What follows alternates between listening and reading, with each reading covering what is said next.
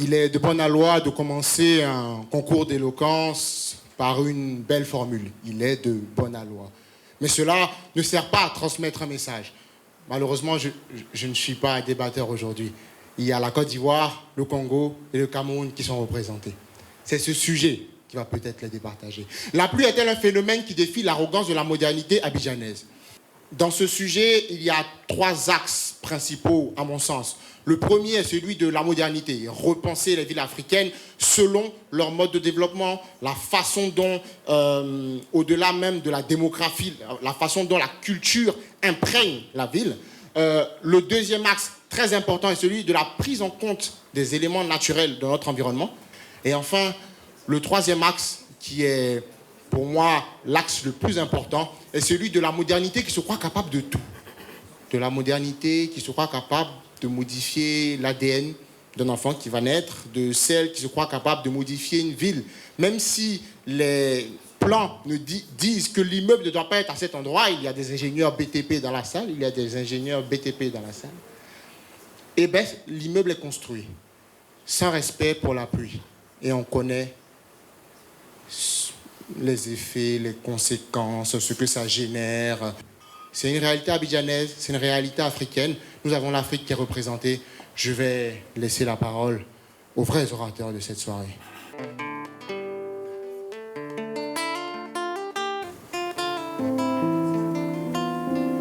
Jour de pluie, il pleut. Rémi est très content. Parce que quand il pleut, il met son poncho de pluie, ses bottes et sort faire un tour. Rémi aime beaucoup jouer sur la pluie, voir les gouttes couler sur son visage et aller se promener dans les bois. Ça, c'est à Paris. Ici à Abidjan, quand il pleut, Toby ne peut même pas mettre son nez dehors, au risque d'aller rejoindre prématurément ses ancêtres.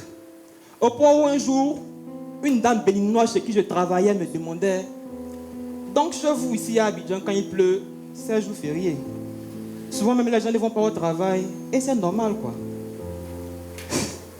C'était là un point important qu'elle venait de soulever. Mais c'est quand même bizarre que dans 2 endroits où il pleut, la réaction des habitants n'est pas la même. Pourquoi ces réactions sont-elles si différentes?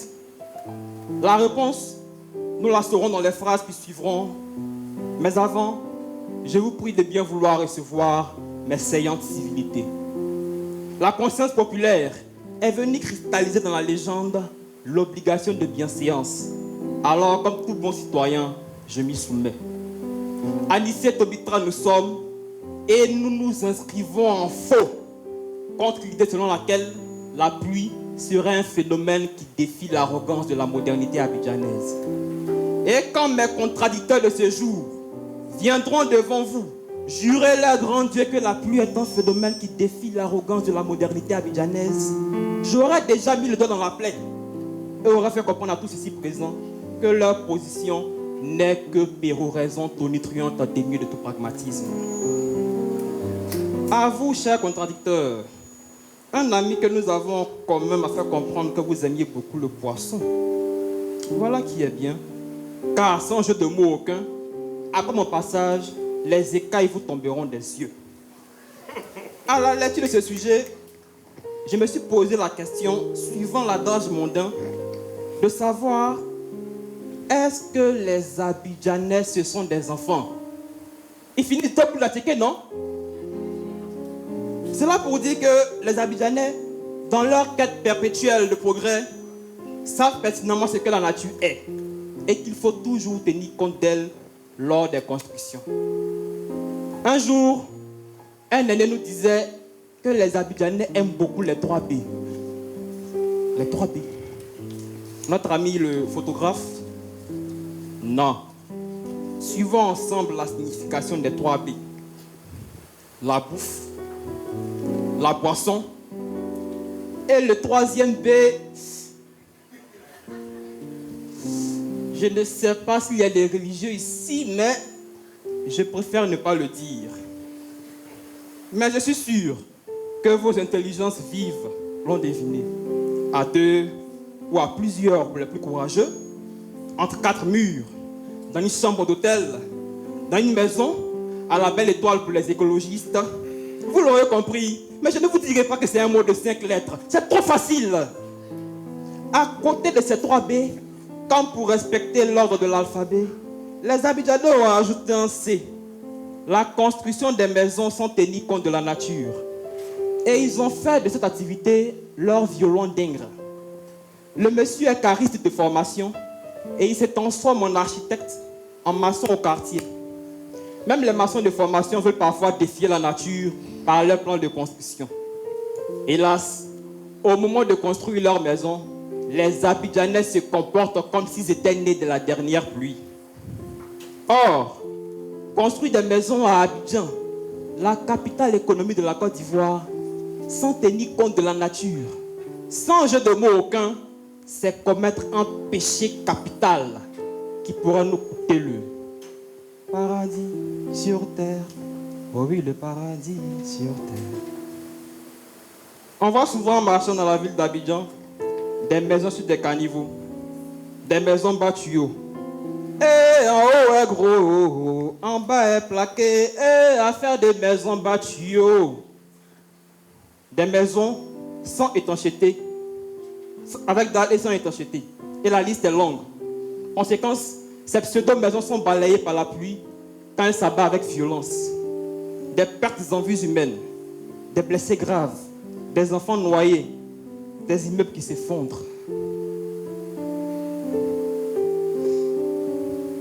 Dans un mémoire intitulé Analyse du risque pluvial dans les quartiers précaires d'Abidjan, présenté par Célestin Oro à l'université Félix Houphouët-Boigny de Cocody, on peut voir qu'à Atekoubé, à Yopougon, à Bobo, à Djamé et Cocody, à chaque saison de pluie, dans ces quartiers d'Abidjan, l'effet domino ne fait que se reproduire du fait des mauvaises constructions faites par les populations. Dans un reportage réalisé le 16 juin 2020 par la nouvelle chaîne ivoirienne dite NCI, on peut voir qu'un immeuble de 3 étages en construction à Abata s'est effondré comme un château de cartes. Par la suite, on nous montre des populations qui vivent dans des constructions à haut risque, dans la moisissure, avec des caniveaux bouchés. Avec cela, comment est-ce que l'eau de pluie peut circuler si ce n'est pas le biais d'un coup de baguette magique? Mais je crains que jusque-là, les incantations des notables brillés n'ont rien pu faire pour éviter le pire. Mais à qui la faute? Une chose est sûre, ce n'est pas à la pluie, mais aux Abidjanais. C'est plutôt la modernité abidjanaise qui provoque au combat la pluie. Oui, l'eau qui tombe du ciel ne peut pas provoquer au combat l'arrogance de la modernité abidjanaise. Oui, car sur la ville d'Abidjan, en 2000, il n'y a plus. En 2010, il n'y a plus. En 2020, il n'y a plus. C'est là pour vous dire que les Abidjanais sont accoutumés ou devraient être accoutumés à la pluie. Des échanges avec un ingénieur de la société d'exploitation et de développement aéroportuaire, aéronautique et météorologique d'Abidjan, dite SODESAM, m'ont fait comprendre que quand la pluie tombe, que ce soit à Abidjan, à Dolizig, même à Douala, il y a 2 choses en principe qui doivent se passer. Soit la pluie coule le long des caniveaux, soit un s'infiltre dans le sol s'il est beaucoup sableux. Les causes, selon les experts, de tous ces effondrements d'immeubles à Abidjan sont dues aux mauvaises fondations et à la mauvaise qualité du matériel de construction. La pluie défie-t-elle l'arrogance de la modernité abidjanaise? Sans embâche, nous répondons par la négative. Car si les maîtres d'œuvre font des devis élevés pour les maîtres d'ouvrage et achètent du matériel de construction de mauvaise qualité, on ne peut avoir que ce genre de résultats. Ou si ce sont ces mêmes maîtres d'ouvrage qui démontrent ces matériels de pacotille, on aura ces sanctions sans appel. Pour ce qui est des sols abidjanais, triste est de constater que les sols à Abidjan ont le visage dur. Je ne sais pas si Sivoderme peut faire quelque chose, mais il faut le dire, l'heure est grave. Les caniveaux censés accueillir l'eau de pluie sont devenus des dépotoirs d'ordures. Face à ce pathétique état de fait, le gouvernement ivoirien a eu le nez creux en subordonnant la construction de certains types de maisons à Abidjan à la supervision d'un architecte. C'est là un effort louable. Encore faudrait-il que cela soit respecté. Au crépuscule de mes propos, je veux qu'on ne fasse pas un procès à la pluie, mais plutôt aux Abidjanais, car c'est eux, les responsables de leur propre malheur. Il nous faut refaire Abidjan, refaire les mentalités, déboucher les canalisations, construire avec du matériel de qualité, pour qu'après la pluie à Abidjan, on n'entende plus des pleurs ou des suffocations, mais pour qu'après la pluie à Abidjan, ce soit le beau temps. Pour qu'après la pluie à Abidjan, ce soit le beau temps.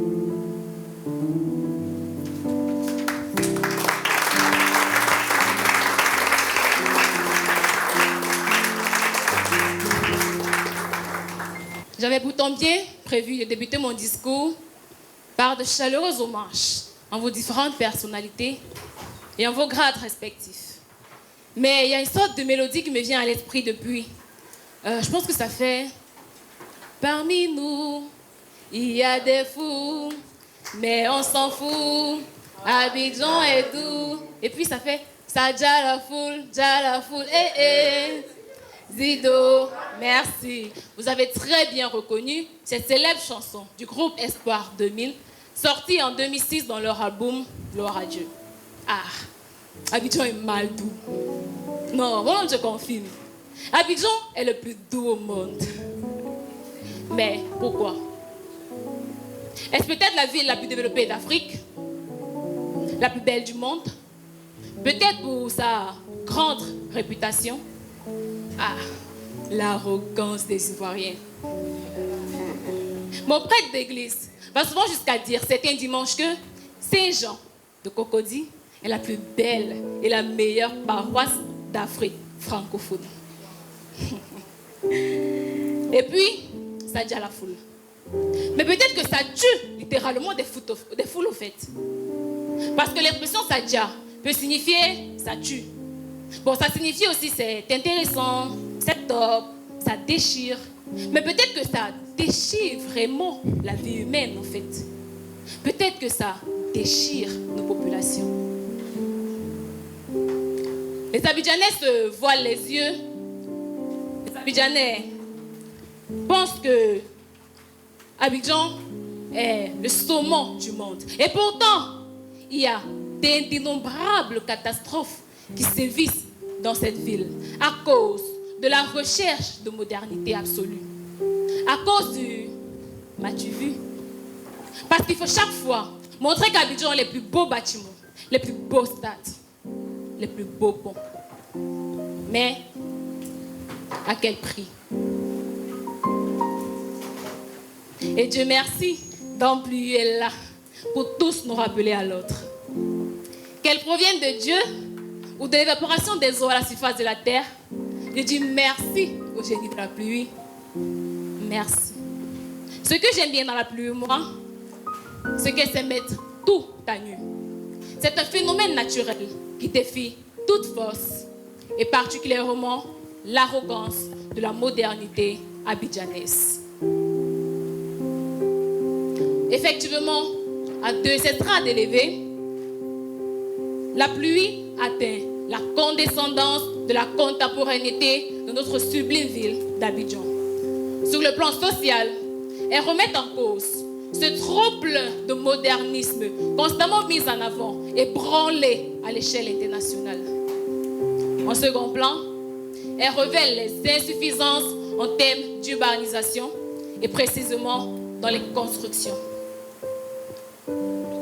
Évidemment, la modernité est associée à l'instruction sociale, la formation supérieure. Elle est composée de l'habillement, la musique, la danse, les technologies, les routes, les bâtiments. Bref, elle renvoie au mode de vie occidental avancé. Mais il est important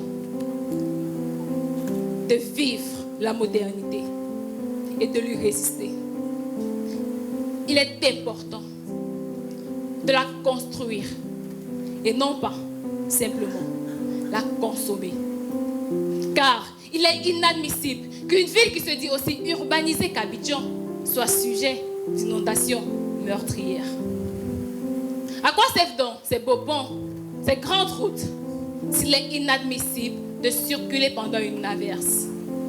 Et ces belles maisons multi-étages, à quoi servent-elles si nos populations se retrouvent sans abri quand envahies par les eaux de pluie.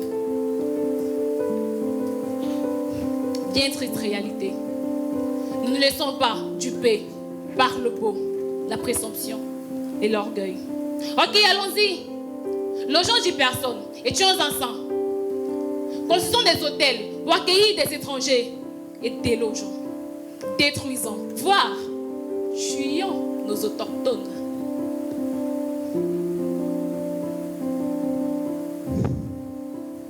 Dernièrement, j'écoutais des informations du soir à la chaîne Medi 1 TV et je fus bluffée par les propos du journaliste. Il disait ceci, je cite: après la commune de Port-Bouette, notre équipe a mis le cap sur la commune populaire de Yopougon. Ici, dans cette zone à risque, la pluie a encore tué 6 pertes en vie humaine dans la nuit du 10 au 11 juin 2023.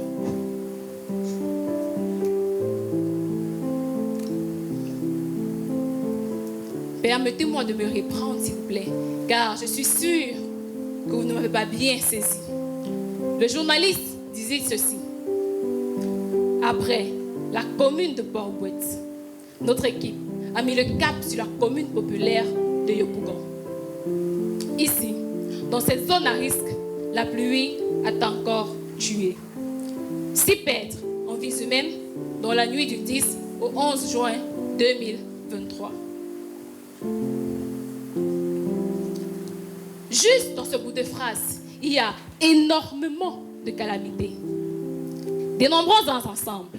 1. Après la commune de Port-Bouette.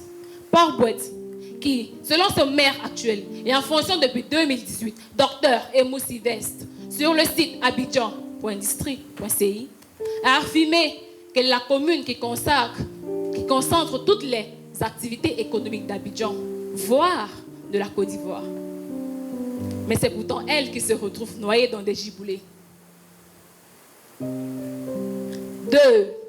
La commune populaire de Yopougon, donc peuplée, qui mérite d'être traitée avec une minutieuse attention. Parce qu'elle regorge une très forte population. Une population constituée de jeunes, comme la population d'Abidjan. Les jeunes qui sont l'avenir de notre pays. Mais c'est pourtant elle qui, en 3, est une zone à risque. Bon, c'est un peu logique. Qui dit agglomération dit conditions de vie pas toujours très évidentes. Mais, en 4, la meilleure partie. La pluie a encore tué. Encore tué. 6 pertes en vie humaine. Donc, ce n'est pas la première fois, ce n'est pas la deuxième, ni même la énième fois que 6 Ivoiriens décèdent juste sous l'effet d'une seule nuit de pluie en plein 21e siècle.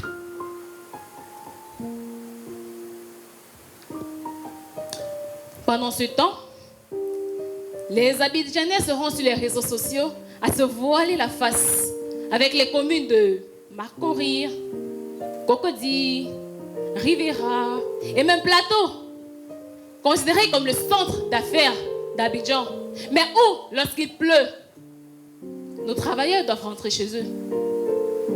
Combien de temps doivent-ils attendre dans les embouteillages? Combien de personnes à Abidjan ne connaissent qu'une seule route parce que 2 quartiers sont reliés par un seul passage? Combien est-ce que ça crée du stress, des dépressions, des suicides? D'ailleurs, aucune de ces communes n'est en reste, car récemment, nous avons tous assisté à l'époustouflant match entre la Côte d'Ivoire et le Mali sur le gigantesque, le magnifique, le somptueux, le tant acclamé stade d'Alassane Ouattara. C'était époustouflant. C'était fabuleux. Mais ne vous y voyez pas. C'était fabuleux parce que j'espère qu'au vu de tout ceci, nos très chères autorités ont su relever les insuffisances en termes d'urbanisation. J'espère qu'au vu de tout ceci, ils sauront prendre garde dans les prochaines constructions afin qu'il n'y ait plus jamais d'effondrement. J'espère qu'ils sauront prendre soin de toutes ces populations vivant dans des zones à risque. Alors, chers Abidjanais, ressaisissons-nous et cessons d'accepter par lâcheté toutes les idioties que nous subissons au nom de la modernité. Être moderne, c'est, mais vivre dans un monde où chacun est heureux et en sécurité, c'est meilleur. Notre capital économique mérite de garder ses couleurs sous le soleil comme sous la pluie. Je vous remercie.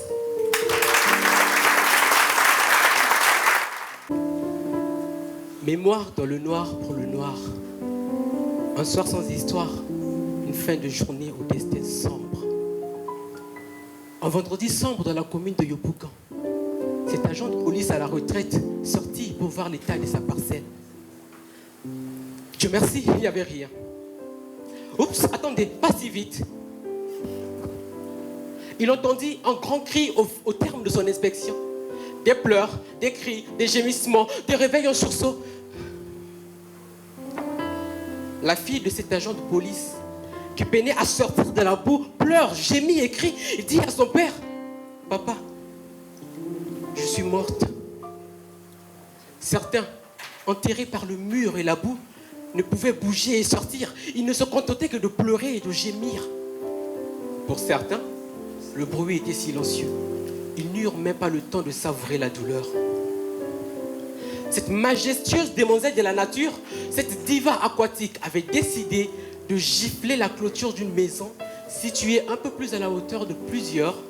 Cette dernière, qui peinait à supporter le poids de la gifle, céda une bonne partie qui alla se baigner dans une cour de plusieurs maisons. 4 morts, 4 blessés, 2 portés disparus. Oh, attendez, où sont passés ces 2 portés disparus? Ils n'ont peut-être pas dormi chez eux, en promenade peut-être, ou encore et fort probablement écrasés par le poids du mur alors qu'ils profitaient du beau temps de l'après-pluie.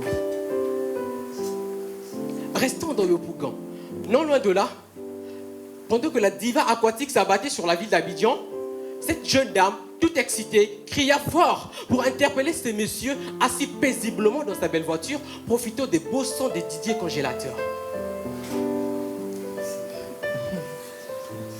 « Hé, messieurs, sortez, il y a une natation des voitures. Allez, messieurs, sortez et laissez votre voiture prendre part à la compétition. Peut-être qu'elle vous ramènera le trophée. » Ce monsieur, regardant derrière lui, voyant la piste et les candidats, disons les voitures, s'approchaient vers lui, il se précipita de sortir de sa voiture et voici cette dernière rejoignit enfin la compétition, la fameuse natation des voitures. Oh, mais qu'est-ce qu'elle flotte bien, cette voiture! Oups, attendez, elle a une concurrente très forte. Hein? On dirait que cette voiture rouge a traversé la mer par la nage. Ah, mon Dieu, il y a même un Baka dans le jeu. Ah, mais quel scénario! Non, loin de là, ça parle, mais vraiment ça parle fort. Hey, tu as vu le déluge hier soir? Ouais, on dirait que le ciel a décidé de tester notre résistance à l'eau. Sérieusement, j'ai vu un monsieur essayer de convaincre la pluie d'adopter un autre quartier. Il lui disait, « Hé, jolie nana, va embêter ces gratte-ciel, laisse-nous tranquilles enfin !» Et tu sais quoi? J'ai entendu dire que certains se préparent à une inondation, un peu comme si c'était un examen. Mesdames, messieurs, aujourd'hui, nous allons tester votre aptitude à flotter dans votre propre salon.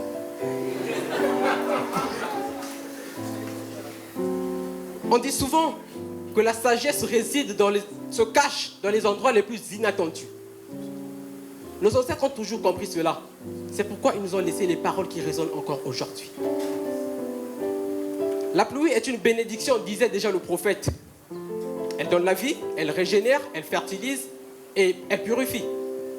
Mais que dire de cette pluie qui s'abat sur nos villes modernes, qui inonde nos rues et nos quartiers, qui dévaste nos cultures et nos infrastructures?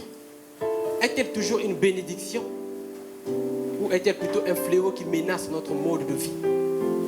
Les sages ont également dit que l'orgueil est la racine de tous les malheurs. Et pourtant, nous avons tendance à oublier ces paroles quand nous sommes aveuglés par notre orgueil et notre croyance en notre propre invincibilité. Nous pensons que nous pouvons contrôler la nature. Nous pensons que nous pouvons dompter les éléments. Nous pensons que nous pouvons construire des villes et des routes, peut-être même des ponts. Ah, vous pouvez en avoir 10. Nous pensons que ces choses-là ne seront jamais touchées par la main du destin. Mesdames et messieurs, public chéri, Élixir jury, l'arrogance abidjanaise est en progrès. Bravo. Mais vous devez de le constater avec moi. D'ailleurs, mes écailles ne sont pas tombées, je vois bien. Qu'elle reste minuscule. Cette arrogance, elle reste minuscule devant Madame la pluie, qui la défie, elle, ainsi que toute la modernité autour de laquelle elle se fonde. Abidjan, une ville en constante évolution, est le symbole même de la modernité. Avec ses gratte-ciel, ses centres commerciaux, ses infrastructures de pointe, elle se positionne fièrement parmi les villes les plus modernes du continent, peut-être même plus que le Congo-Brazzaville. Ah oui, applaudissez pour vous. Cependant, cette modernité a engendré une certaine arrogance, une certaine croyance en notre capacité à dominer et à contrôler la nature. Ah, la modernité abidjanaise. Une histoire pleine de surprises et de défis architecturaux. Les infrastructures sont comme des artistes en compétition pour le titre de la chose la plus excellente, la plus meilleure et peut-être la plus extravagante. Les bâtiments de la ville semblent avoir été conçus par un architecte qui a un peu trop abusé de la caféine, créant ainsi des structures qui défient les lois de la gravité. Le système de transport à Abidjan. Parlons-en. Abidjan a connu une croissance exponentielle de sa population et de son parc automobile, ce qui a entraîné des problèmes de congestion et de circulation. Les embouteillages, nous y sommes. Parlons-en des embouteillages. Ce moment où nous profitons de la beauté, de la modernité abidjanaise depuis l'intimité de notre voiture, vous pourriez lire un roman, suivre un film, prendre un cours en ligne, vous finissez, vous êtes toujours là stagné, avec un peu de chance, vous aurez parcouru 25 cm. Ces embouteillages sont plus que jamais fréquents dans Abidjan, surtout pendant les fortes pluies. Lorsque les routes deviennent rapidement engorgées. Eh oui. Les infrastructures de transport, telles que les routes, les transports en commun, sont mises à rude preuve par les conditions météorologiques, ce qui entraîne des retards et des perturbations pour les habitants.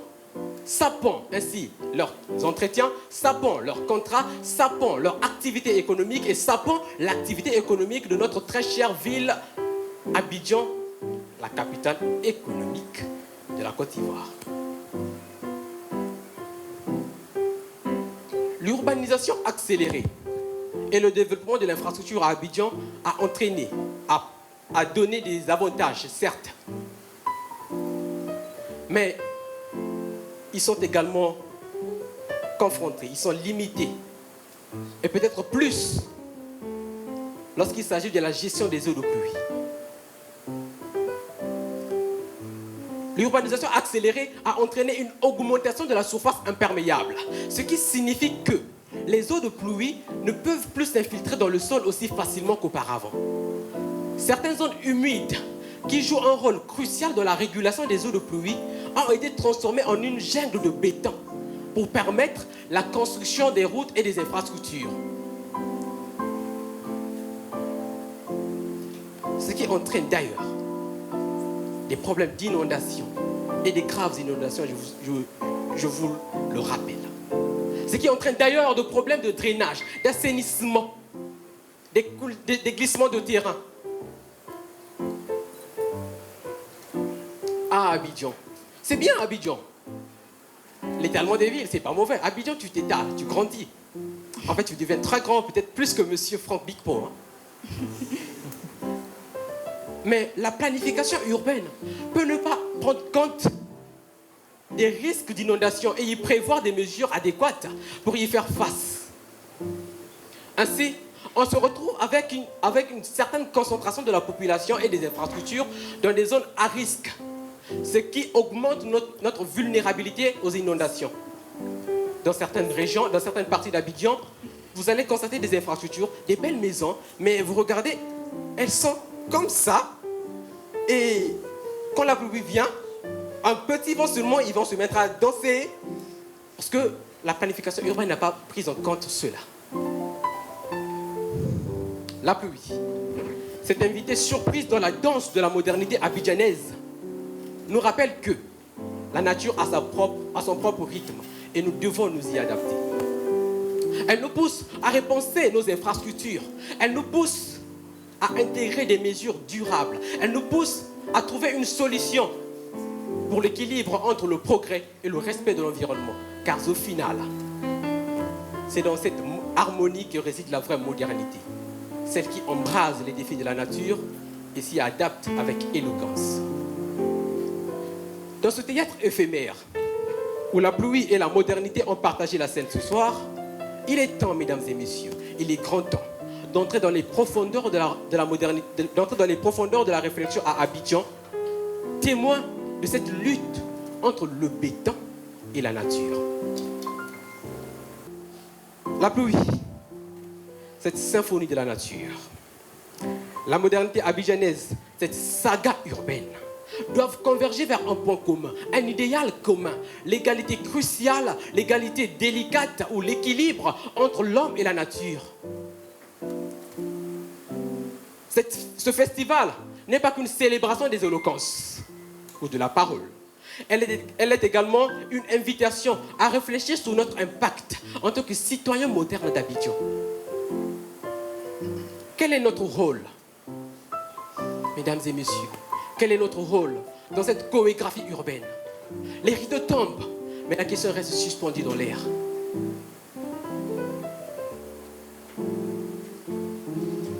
Sommes-nous prêts à être des gardiens responsables de notre environnement, à briser notre arrogance, à défier la modernité pour construire une ville où le béton et la nature dansent en harmonie? Peuple moderne d'Abidjan, sommes-nous prêts?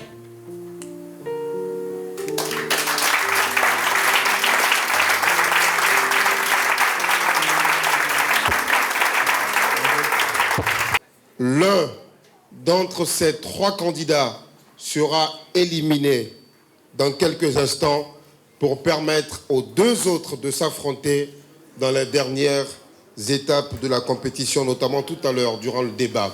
Nous allons permettre aux membres du jury de se retirer pour la délibération. À leur retour, ils feront des critiques et vont donc proclamer les premiers résultats de cette grande finale. Qui, d'entre l'Ivoirien Tobitra Anissé, la Camerounaise Yoleste Yanke ou encore le Congolais Maungu Bellegarde? Est-ce qu'on peut les encourager encore une fois?